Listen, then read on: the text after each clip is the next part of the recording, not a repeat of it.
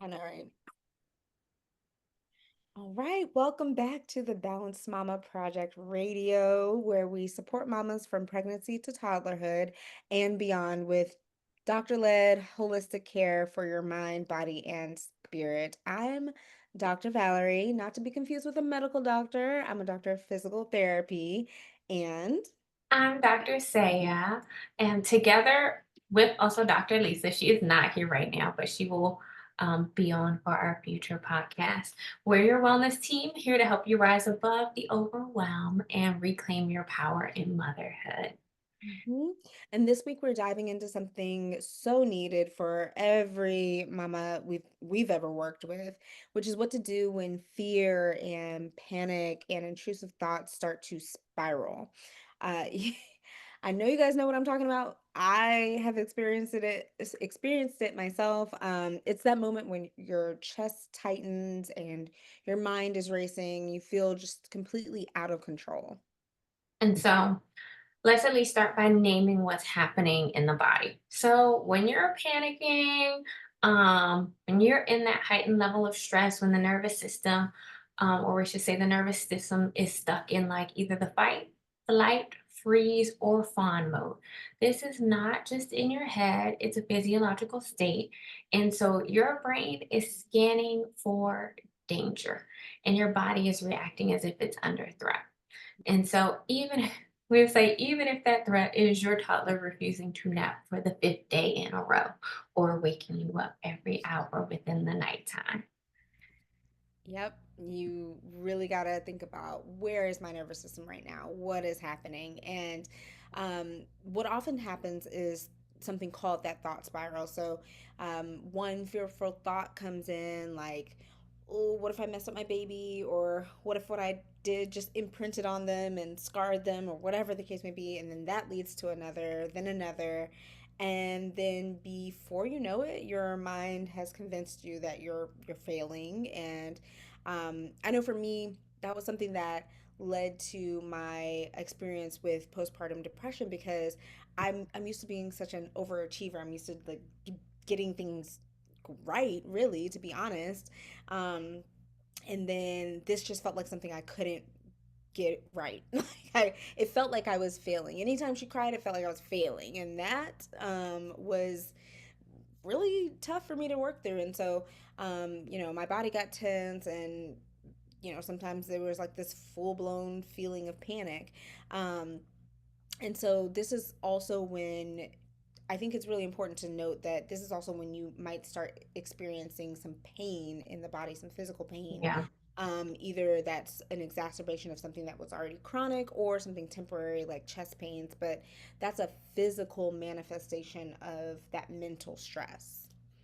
That's a really good point, Val. I was like, a lot of times the physical can mirror the mental in that way, where it's like, oh, I think that I'm calm. For me, I remember snapping a pin at work, which sounds nuts, but it's like, oh, clearly I'm not as relaxed. Or the people who grind their teeth or clenching your teeth through the day, my shoulder shruggers, my butt clenchers, Yes. like all of those are manifestations or can be manifestations of like a certain level of stress or tension.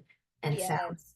I know you Yes. have some tools for us to interrupt the mental spiral, but that's just a quick note on how to recognize when physical attention is creeping up on you.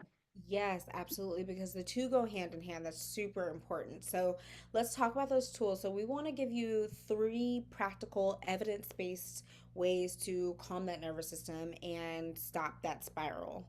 All right. So the first one is a sensory reset. We do this all the time in yoga, but it is your ability to activate those five senses, and that really brings you back into the present moment. I kid you not, we were just on this trip with our family, and my daughter started going into full blown 2 year old mode, and she's not even two. And I was standing outside the car, and I remember being like, okay, I see the leaves. I see the blue sky. So, anyway, I'm going to walk you through how to do this because I want to say that it is super powerful. So, um, I'm going to invite everyone to close down their eyes if it feels good for you. Or you can also just take a soft gaze at the space on the floor in front of you. And before we get into any naming of anything, we're just going to notice our breath. Notice where it lies in the body, whether it's deep or shallow, whether it's soft, whether it's ragged. We're just going to take a moment to give thanks for the breath. And then we're going to take 3 cleansing breaths with each other. Take a deep breath in, exhale out of the mouth. Take a deep breath in, exhale out of the mouth. Take a deep breath in, exhale out of the mouth. We're going to bring those palms together at heart center and begin to rub them together, creating some friction and some heat. And we'll gently place those palms over the eyes and slowly begin to flutter those eyes open, kind of starting this sensory activity with a little bit of grounding. So we'll float those hands down to your lap, and now we'll begin to name 5 things that you can see. So that can be anything in your space. You can say them out loud or to yourself silently, but that's anything in your surroundings that you can see. And the next thing is 4 things that you can touch. So think about this. You may already be touching 4 things, right? Your right hand might be touching your right thigh, your left hand touching your favorite mug, your bottom touching your seat, your feet touching the floor, or your if you're sitting crisscross applesauce, your feet touching your opposite thighs. So 4 things you can touch. 3 things that you can hear. This one I love because it really makes you stop and listen to your surroundings. Sometimes I can hear things way far away from me. 2 things that you can smell. And then 1 thing that you can taste. Usually for me, that's coffee. So this anchors you and brings you back into your body. And the next tool that we want to use for you, or we want to share with you all, is a breath reset. So this particular breath work, we've done box breathing before. We've introduced that in some other videos of ours, and so we welcome you to go back and look at those videos for that technique. Today we're going to do alternate nostril breathing, and in yoga and pranayama we call that nadi shodhana. So this particular type of breathing activates the vagus nerve, which is cranial nerve number 10 in your body, and it helps to regulate your nervous system and promote that parasympathetic nervous system, that rest and digest nervous system. So with Nadi Shodhana, I'll guide us through the general practice, and then we'll continue to do it on our own after that. You'll take your right hand. You can take whatever hand is dominant to you, but you can take your right hand if you like. You're going to place your ring finger over your left nostril and your thumb over your right nostril. And the 2 piece fingers can either tuck under or you can place them at your third eye. And that's the space between your eyebrows. So it'll look like this.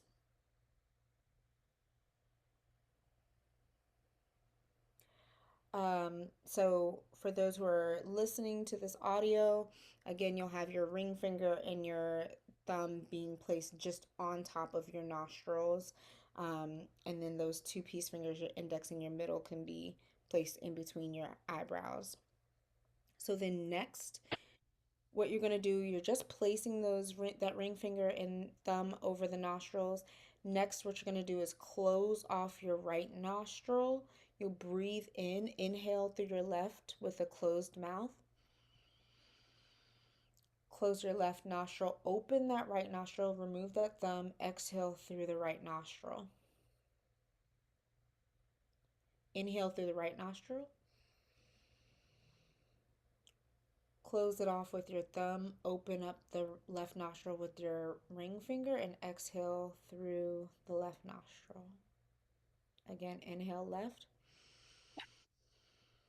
Close left, open right. Exhale right. Inhale right. Close right, open left. Exhale left.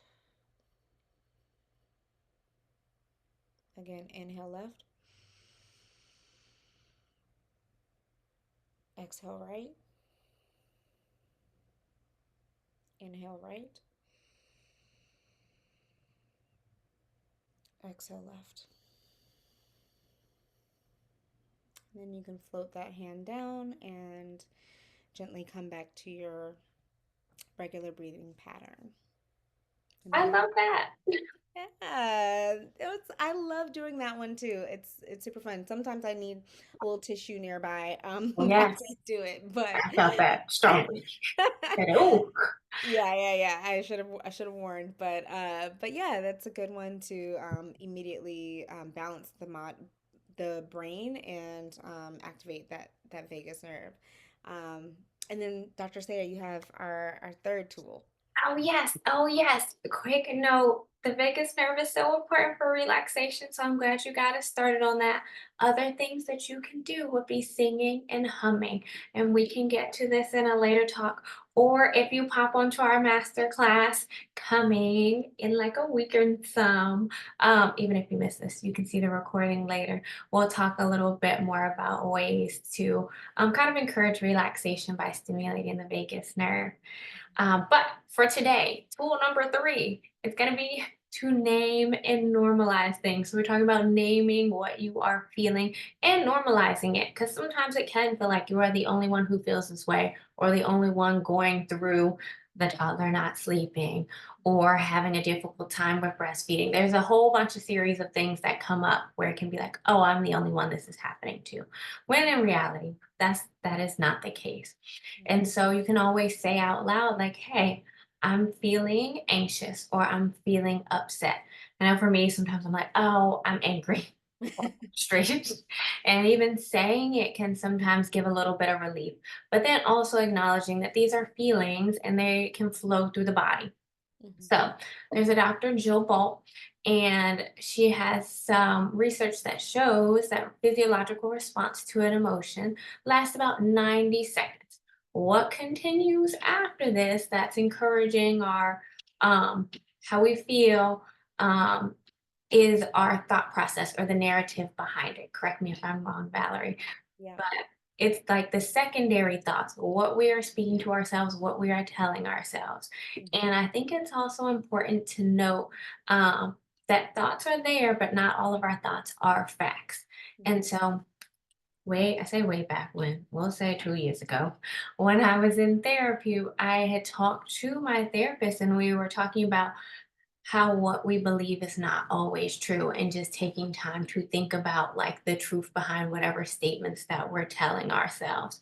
And so yes, naming the emotion can kind of help your brain downshift and kind of help the nervous system calm down, but also over time it can be important just to check in with what type of thoughts, like, do I tell myself that I'm a good mom? Do I tell myself that I'm doing a terrible job? Do I remind myself? Because moms, you all do a lot. And do I Yeah. remind myself that I made the meal or that I read the bedtime story or Mhm. all of the appropriate and not appropriate, but all of the positive things you do in a day? Do you Yeah. remind yourself of that? Or do you remind yourself of the 1 to 2 moments that went a little crazy, like the spilled milk Mhm. or the time that you got frustrated? And it's like your whole day does not boil down to that moment. And Mhm. so, yes, it can be normal to be like, oh, this one incident took me out of the game. So that's okay. But Yes. also just remind yourself that you're not broken. You're human. You are doing a great job.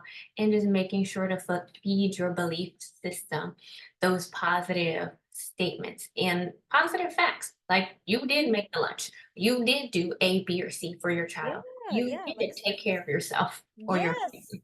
And Yes, so, celebrate those wins. Celebrate those small victories. They add up. yeah. Absolutely. You should hear those more than the negative voices, or we won't say should, but practice Mhm, mhm, those in that thought process as you have time and energy. mhm. Quick note, I recently was working with a mom who shared she was concerned that she was a bad mom because when her infant was screaming in the car, she was like, I turn my music up because I can't do it sometimes.